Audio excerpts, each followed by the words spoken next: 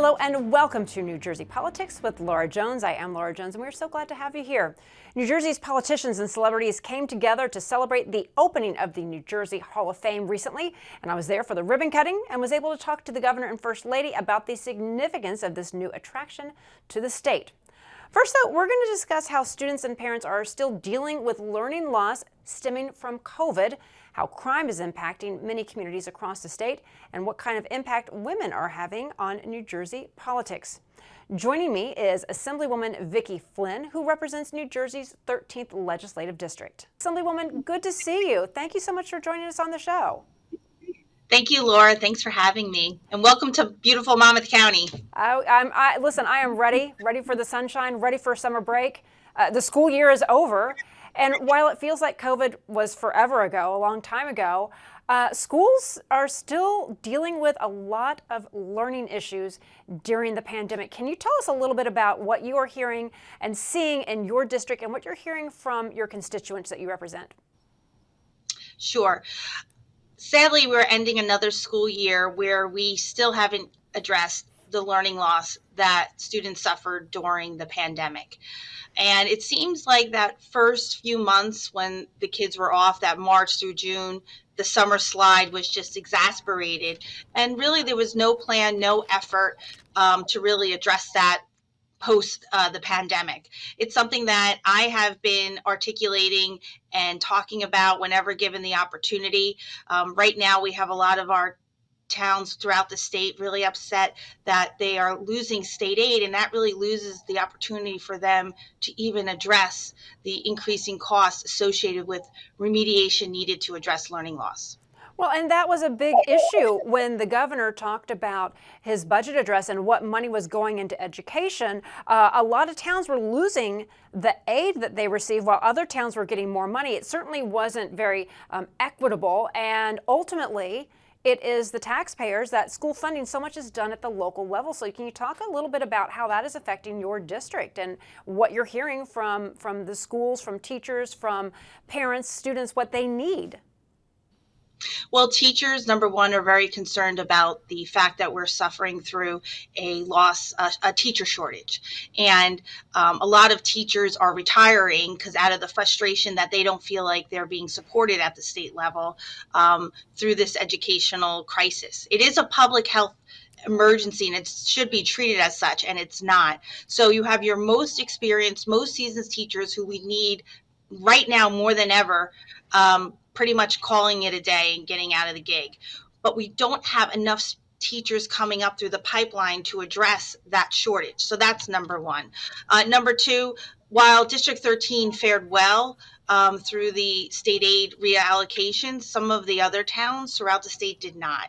And even you receive flat state aid. That's a loss of state aid. Some of our towns are suffering through due to the loss. It's going to impact their ability to transport students to school because of the increase of transportation costs, gas.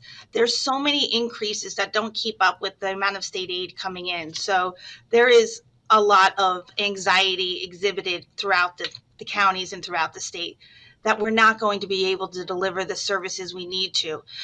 And at the local level, and it's something I've spoken about, last year I gave warning where we were only giving back 70% of state aid that was lost as a one-time deal. This year we're even giving less. Plus we're giving the local municipalities the ability to raise taxes up to 10% almost to address that shortfall of state aid. And I don't understand how the state can look at itself in the mirror by shifting the burden of funding this issue back to the local taxpayers. And as I stated on the floor, there's one thing all Republicans, independents, and Democrats can agree upon, that our constituents are very much frustrated with property taxes in this state. And by shifting that burden to continue and exasperating the burden that's already imposed on the local taxpayers to do even more by shifting the state's burden onto the local taxpayers is a non-starter. And that means I believe we need to treat this as an emergency and start addressing the funding shortage. And if we don't do that, we're never going to address the learning loss that we know is exhibited throughout all the schools. Rich schools, poor schools, it doesn't matter. No one escaped that learning loss. Yeah, I mean, schools, even before the pandemic, you have your mainstream students, you have your gifted and talented, you have your special needs. It's difficult enough providing services for students as it is. Now you compound that with more students probably needing 504s, IEPs, needing that extra support to catch up. So, what can the legislature do then to help students, and not help students, but to help rectify that, rectify that funding issue, so that the students can be able to catch up, so the teachers can be able to do their jobs? What can you do in the legislature? We have to change the funding formula. And I've been saying that throughout my entire short tenure with the Assembly, that the funding formula is flawed and we need to change it. There's the issues you identified: special needs, 504s. I talked a little bit about transportation. Those costs are in one bucket of the funding formula that doesn't really capture the rising costs as much. And therefore, that's left to the local taxpayers. There are certain costs like special ed costs, extraordinary aid costs. That's something the state should take ownership of. And that would provide property tax relief in doing so, while also making sure our students are getting what they need to learn. So it really requires us to sit down, hit the drawing board on how do we fund schools in the states. And it requires, again, and it's an emergency, I think, and if it's treated like an emergency, then we could actually address it. But right now, we're not treating it as an emergency. We're just going year to year. We used a lot of that federal state money that we got that we're never going to receive yet again to kind of plug holes, but that's not an answer to this big problem. Do you feel that it's become a partisan issue? Because when I'm in Trenton, I do hear Republicans saying we have got to change the funding formula.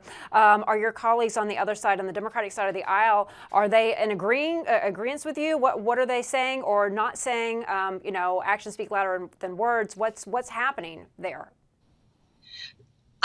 So I will share with you a story, Laura. As I was leaving the floor the day I made that speech and basically said a pox on all of your houses for not addressing this issue, I was approached not only in the hallway, but in the garage by a lot of my Democratic colleagues, as well as text.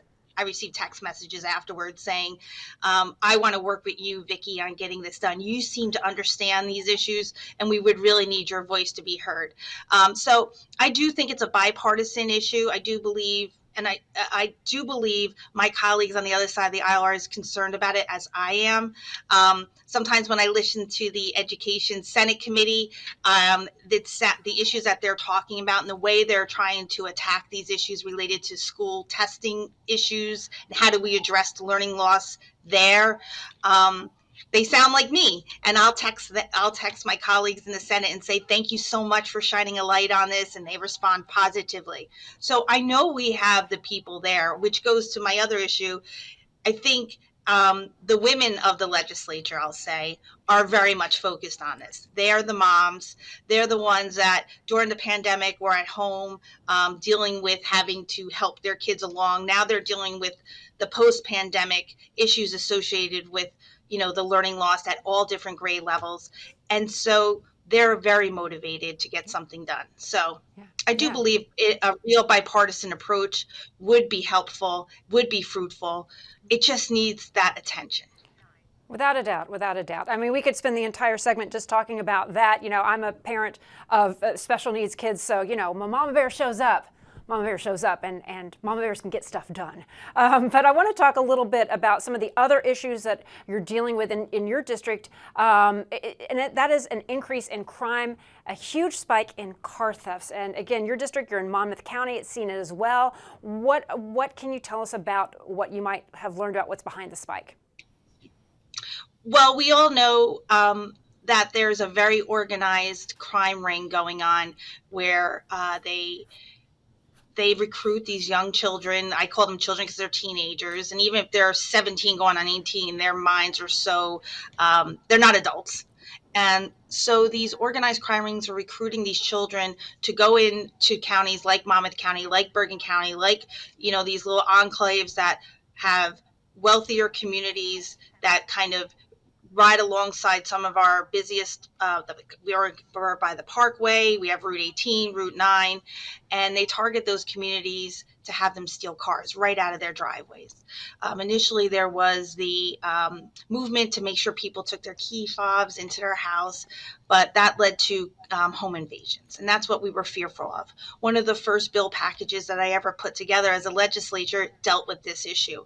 I worked with my local law enforcement community here, especially Sheriff Golden, because we were seeing the increase in the uptick, and we knew there needed to be a statewide response to it. Some of those bills did get passed, but some of the issues we're not addressing is how do we prevent these children from getting being approached and being pulled into this organized crime arena. And the reason that's happening is because of all the bail reform measures that were put in place. Basically, these kids will steal, and in Homedale it's happened. A kid will steal a car one day, one adult signs them out, they're back the next day, and they're stealing another car. The Homedale cops, who do a great job, pull them in, and then another adult comes in and signs them out. How is that possible? Yeah. There's no accountability. Yeah, and again, it's the kids who are being used by the adults. It is a complex machine. So what else do you think the legislature should do? Well, we need to put in place better measures for accountability, which we haven't. We need to make sure that we're getting eyes on these kids through legislative measures, which we're not. Those were part of my bill package that were left on the cutting room table when we ultimately had some bipartisan movement on these bills. But that's what we have to deal with. We also have to deal with the repeat offenders. We did pass some legislation to deal with repeat offenders, but there's still more work that needs to be done on that as well. That it's a legislative fix. All of the chiefs of police, the task force, everyone says it's up to the legislature to do something. And I do believe there is will in the legislature to get something done, but then it has to be signed by the governor. And initially, we were told by the Attorney General's office that the problem that we're talking about isn't as great as it is. It was kind of like brushed off as, you're making a big issue out of something that's not so small. Right. But I was happy to see that Attorney General Placken was on did an interview recently where he did acknowledge the increase in the uptick of car thefts and home invasions and the need to do something about it. All right, so the voices are being heard, and our final thoughts here, because I wanted to get in a little bit of women and politics. Some of these mama bears getting out there, they're making their voices heard. Not as many women, though, as we'd necessarily like to see. Why do you think that is, and what would you like to see with this next election coming up in 2025, seeing more women in the legislature and represented and recruited? Final thoughts. I think our parties, both parties, the Democratic Party and Republican Party, and leadership in both of those parties need to make it a priority, period, and stop. They need to recruit better candidates and start with recruiting more women and demonstrating to them how we're going to support them through that process. That's what I'm trying to do. I'm out there talking to any woman who seems interested. Women need to be asked is what I'm learning through that process. They're not the ones that are out there campaigning to be asked. Whereas men will ask to be, considered, and that's pretty much, you're almost there if you could do that. So my job is to find those women who want to do that work.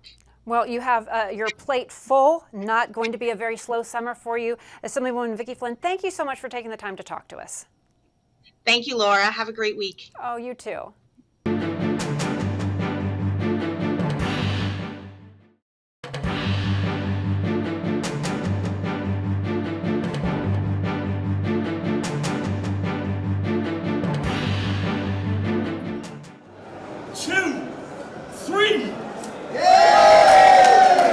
Governor Phil Murphy and First Lady Tammy Murphy did the honors of welcoming the New Jersey Hall of Fame to its permanent home in East Rutherford at the American Dream Complex. When we pitch New Jersey, particularly if we're out of state, but frankly almost every day of my life, the two words that come to mind are talent and location. And the Hall of Fame exudes both. First of all, the location here at the American Dream, I think, is a home run. It's completely ideal and appropriate. But as it relates to talent, New Jersey punches above its weight. There's no other state like us, and nothing embodies that better or more than the Hall of Fame. And to go from a wonderful event once a year to now having every other day of the year, this institution behind us is just a remarkable step. Your husband was talking about how New Jersey really packs a punch and that you all talk about this outside of New Jersey. So I just wanted to get your thoughts about today and seeing this come to fruition. It's just super exciting. We've been working on it now for years, obviously before Phil even came into office, but we've really been trying to supercharge it. We are the ultimate salespeople for New Jersey, and who better to sell New Jersey than the people of New Jersey? And this is the best of the best. I don't know if you've had a chance to tour it yet. Toured. Any particular favorite spot? Very cool interactive things where you wave your hand over certain areas and they come up and show you all about the person. It's very cool. When you love something, though, it never is hard work. And this is something that you've been passionate about, you've believed in for over 2 decades. To be here today and to see a physical building, what's going through your head? It's a tremendous sense of fulfillment. It's gratitude because you see the men and women around me that made this possible, truly made it possible. And I think it's a great Jersey grit story. You know, people from all walks of life in New Jersey came together and didn't give up on the dream. So hopefully it sends a message to children and adults. You absolutely can make your dreams come true. You just have to be passionate about it. You have to go for it one day at a time and never give up. That's the key. And this location is the literal American Dream facility. So can you talk a little bit about, what a perfect place and a perfect theme, how they tie together? When you have an entertainment and learning center like this, you have to find a location with foot traffic. This place has more foot traffic than any other place in New Jersey. I guess Newark Airport rivals it, but we're the center of the universe next to the theme park and the water park and Sea Life and Legoland so close by. So we're very, very lucky to have partnered up with the Garmasians, 555, and to have this amazing location. It's going to be here for generations to come, and I just hope that New Jerseyans come out in full force, because when they walk through this place, number one, they're going to feel a lot of Jersey pride.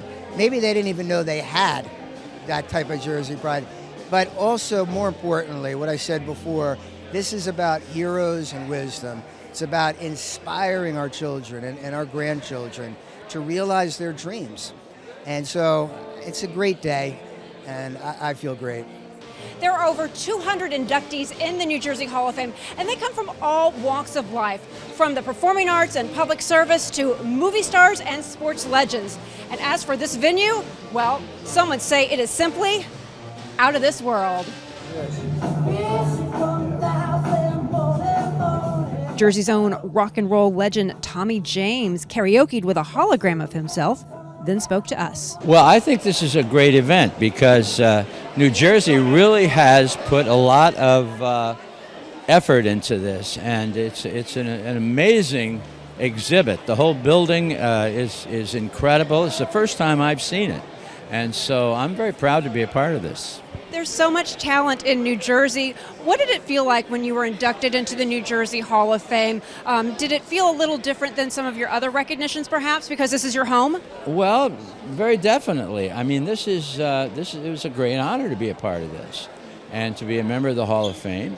And just seeing what New Jersey has put into this. I mean, time-wise, money-wise, and as I said, I'm terribly proud to be part of all this. Jersey Joe Piscopo, what does it feel like being here today, celebrating a location? You know, it's exciting because I remember when we first started trying to do a Hall of Fame, and Steve Edwards talked to everybody, and they went, "A New Jersey Hall of Fame, really?" And then they would call me because they couldn't find anybody else. So they would say, "Joe will do it," and we did. It was very small starting out, but then now we're the best in the country, and it makes us so proud. And especially I got my daughters with me, and now they can watch a hologram of their dad. It's pretty cool. That's pretty cool.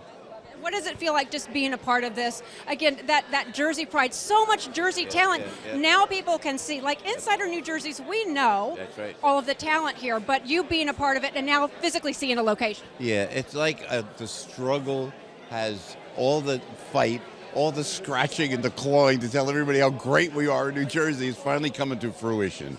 So it's very, very exciting, very, very satisfying. Joetta Clark, you and we met each other many, many years ago before you were inducted into the Hall of Fame. Yes. For those who may not know you, Tell us a little bit about what you do. You're an Olympian.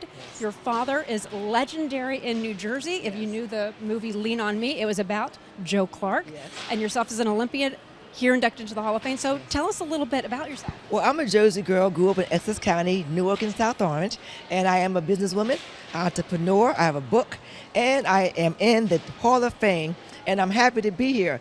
I got inducted in 2013, and just to see this museum open is like a blessing. Steve Edwards worked really hard to get this up, and when I walked in here and saw the amazing people, the pictures, so much to do here, I'm just thankful that I could be in the Hall of Fame as well.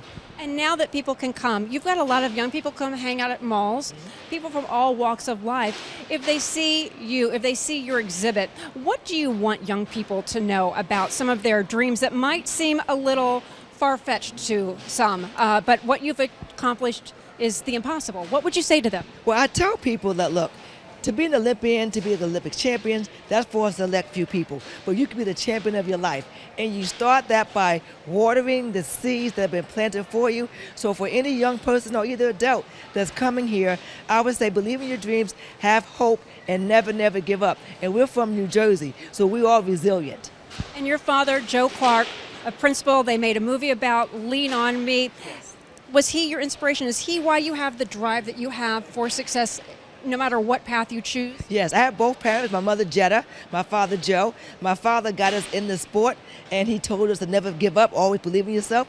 But my parents always said, whatever you do with your kids, if you support them, they can succeed. And success did not mean a gold medal, but it meant to get the gold medal of life. Being kind, getting an education, give back, and also remembering that just because someone doesn't look like you, that we can support one another. And that's what we did. The New Jersey Hall of Fame worked closely with state lawmakers to ensure this American dream was, in fact, a reality. And if I have heard it once, I've heard it a dozen times in the past 7 days. If you can see it, you can be it. I watched the Tony Awards the other night, and I listened to 2 awardees actually say those words as they spoke. If you can see it, you can be it. And look at us today, and look at what today will mean for the future generations. Think about it. If you're an author, if you want to write, have Harlan Cohen here. You have the great Judy Blume. If you want to be an engineer, you can go in and see the Henry Ford car and learn the basics right then and there. If you want to be a rock star, maybe you can get in Bon Jovi's car, good for you. But if you really want to be a rock star, you can come in and listen and understand how the great Tommy James decided to process and sing Crimson and Clover or Crystal Blue Persuasion. You can learn because you can see it, so you can be it. Our inspiration today is, yes, we come together and we are in a collective group of genius. And we're all very, very fortunate for that. But most importantly, this collective group, and so many in front of it, now get the chance to share that genius with generations to come. So for those that want to write, for those that want to engineer, for those that want to create their creativity and bring it to ultimately be a star, whether it's on TV, whether it's in music, whether it's on the football field, as the great Bart Oates did, whether it's in business, a captain of industry. You are here. Your dreams are here. You can now see it so you can be it. Welcome to the Meadowlands. That's right. That's where we're at. Here we're at the Meadowlands. Let me just go back for a moment. And that call I received from Steve Edwards back in 2003, late 2003, early 2004.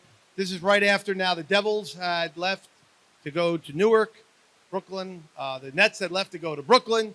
And Steve said, listen, I read a lot about you. I didn't know Steve. He said, you were born, raised, you played, you work in the Meadowlands. All you do is talk about the Meadowlands as their legislator. I got to talk to you about something really important. I thought he was going to tell me about a Major League Baseball team that was coming here. But he came up to talk to me about the Hall of Fame. And he made it very simple. He said, we need the help of you legislators. We want to put this in statute, and we want to make this real. We're going to do something really special. And I said, all I want is to be here in the Meadowlands. This is where it belongs. And the next call was to my good friend Joe Carrillo's. I said, we have to do this in a bipartisan manner. This is not a political issue. We got to make sure this is in a bipartisan manner. And Joe and I miss Joe. We've done so many bills together, great economic bills on film tax credits. Our film tax credits now over $1 billion here in the state of New Jersey. We've given out over $1 billion in film tax credits, and we're doing really well on that end. So, Steve, and to everybody involved here, you made it happen. I remember the first day you pulled up in Woodridge in front of my borough hall with that mobile museum, and you said, "We brought it to the Meadowlands." And I said, "No, we didn't. We are now in the Meadowlands, and we all should be very proud of each and every one of who's got us here today, and each and every individual who is in that museum who has done so many great and special things for this great, great state that we live in." And that will do it for today. I'm Laura Jones. Thanks so much for watching New Jersey Politics. We look forward to seeing you back here next time.